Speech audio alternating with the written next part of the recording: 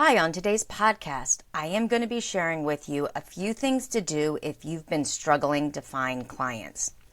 I'm Tiffany. This is the Balanced Life Podcast, and I'm really happy to have you here, particularly if you're someone who's either starting your freelancing business or you've been established for a little bit and you're starting to find a few issues with, okay, how do I start to get clients? Or I don't have enough clients, or I don't have as many as I'd like to have. Or maybe even the clients you have are bad clients. They're the kind that nitpick at you or constantly ask questions or want free things, and they're not respecting the boundaries that you're putting up. If you're trying to find clients, here are a few tips for you today. The first thing you need to do is you need to have a distinctive skill, a value proposition that you bring that you can clearly articulate. This is because you can't find a client if you don't have a product, if you don't have a clear skill set and a clearly defined in your own mind and on your media, your websites, your socials, your posts, your podcasts, whatever. If you're not clearly explaining to people what you are offering, they're not going to find you.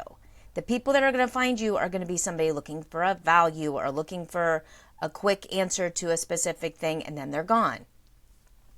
If you're trying to develop and build clients, whether you have a kind of business model that's an ongoing monthly kind of thing, like if you're a virtual assistant, you manage social media, you handle emails, if you do like design work where it's monthly things, then either if you have that or if you have something where people might use your services and then be gone for a few months and come back when they have a new project. However it's set up, if you're not clearly showing why they need to pick you over everyone else out there, they're not going to.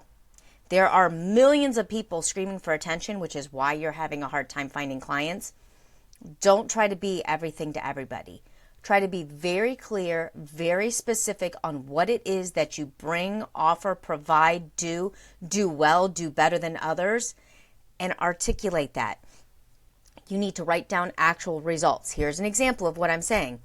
In 3 months, I increased traffic to my website using this technique by, 300%, or by 700 followers, or by $2,000 in revenue, or whatever.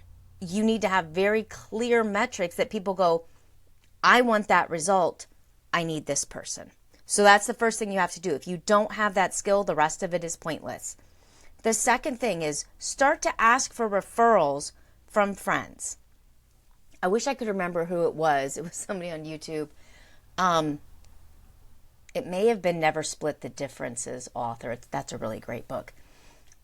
But he said, get a favor from someone else first. So don't be afraid to ask people for referrals. Hey, I'm doing this kind of thing now. Do you have anybody who could use my service? I know some businesses don't work well that way.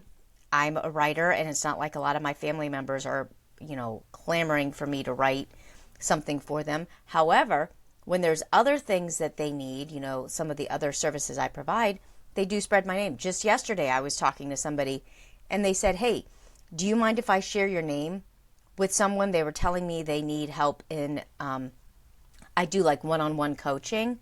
If it's something you're interested, you can look in the link below in my description. But I do, one-on-one weekly coaching. And the person said, hey, do you mind if I give your name to somebody else? Do you have any openings? And, I did. I take about 10 people a month, and I currently only have 3 active.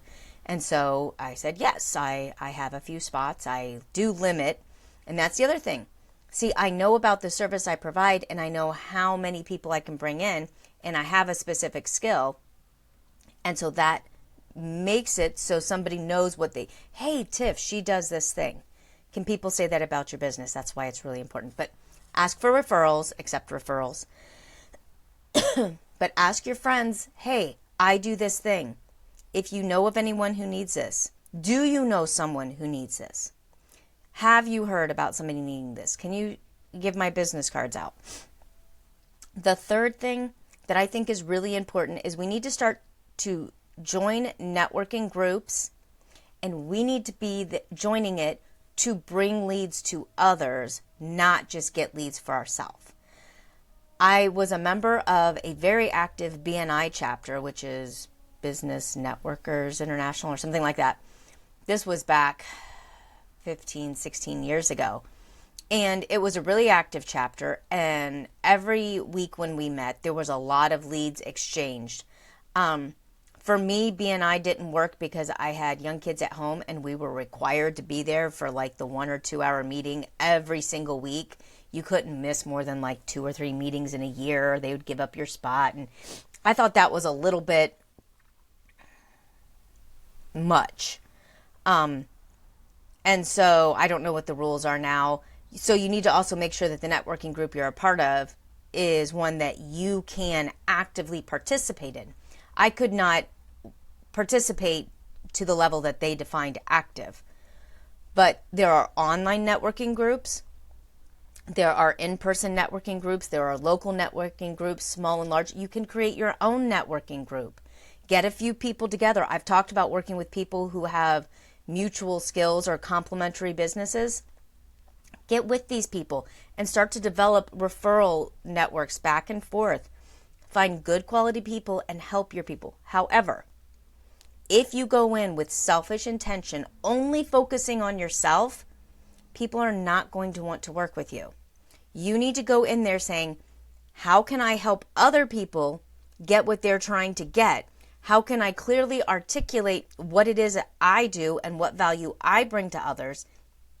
And as you're bringing leads in, it's just a matter of when you're out and about and somebody's like, oh my goodness, I've got to get this thing done. Oh, I know somebody who does that. And sharing their name, that's all it is. And you would be amazed at how quickly and easily that happens. I actually keep, I have business cards in this thing that's like this thick. It's like this big and that thick. And whenever my friends start a business, I collect their business card. I find out about what they do. This is the way you're going to start to build your business. I know it's not always easy to do in person. I started my first business in 2007. I lived in the country. I lived miles from the closest city. I had no access to any kind of public transportation, taxis, nothing. I did not have a working car. Some of you know my story. My husband had stage 4 cancer. We were financially destitute. Both of our cars broke down during the course of his chemo. It was just a bad situation. I built my network entirely online in 2007, and that predates things like Facebook. So there was that other one that predated Facebook that was on the MySpace, I think it was called, but I wasn't a part of that. I did blogs and blog carnivals, but I got to know a core group of about 12 people and worked with them. And then I also worked with other businesses that would give out referrals, and I would pay them a finder's fee of like 10 or 15%. I forget what it was now, but I actually had to pass a test to prove that I had my skills. Remember, go back to your skills. What are the skills you bring? And market that one thing. And that may mean that you only hone in on one area of your business for a while. If you do a myriad of things, that's fine. Build up that area and get yourself growing and flowing. Because the reality is, even when I tried to close my business, it took me years, as in 6 or 7 years, when I tried to close my business down before I finally stopped getting people hiring me and asking me to do things. And I just always felt like I had to say yes. That's another topic.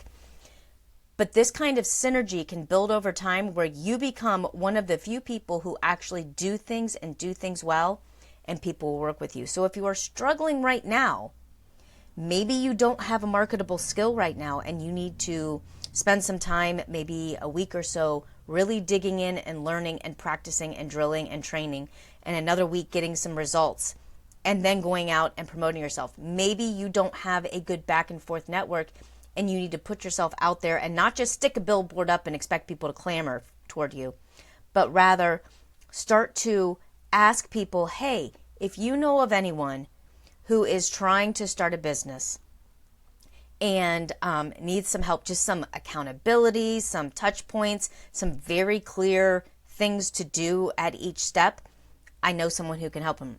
Her name is Tiff. She's online. She's got some videos and things, but her one-on-one coaching is really great. It helped me to get my business started, really hone in on what I was trying to do, and figure out what I wanted my company to be. And then she gave me some really practical things to do each week. We worked together for like 3 months, and I went from just kind of floundering around to having an established business. Do you see how hard that was? That's what if I were recommending me, that's what I would go and say if I had been one of my clients. You want people saying that about you. So what is it that you do? Do it well, explain it to other people, ask for referrals, and join referral networks, giving and receiving referrals. That's how you're going to build your business. There's no magic. There's no thousands of dollars in ads. There's no going viral, suddenly it happens. Believe me, I've tried all of these things. And what works now, I have found, is the exact same thing that worked about 15 years ago. Connect with people, articulate what you do, give proven results, show them how it helps them, and ask them to help spread the word. That's how you're going to build your business. But if you have made a mistake up to this point, don't worry about it. Just start doing the right things now. Let go of what's behind and press forward toward the goal. Because we all fail sometimes. Just try to fail forward. I will see you next time on the Balanced Life Podcast. Bye.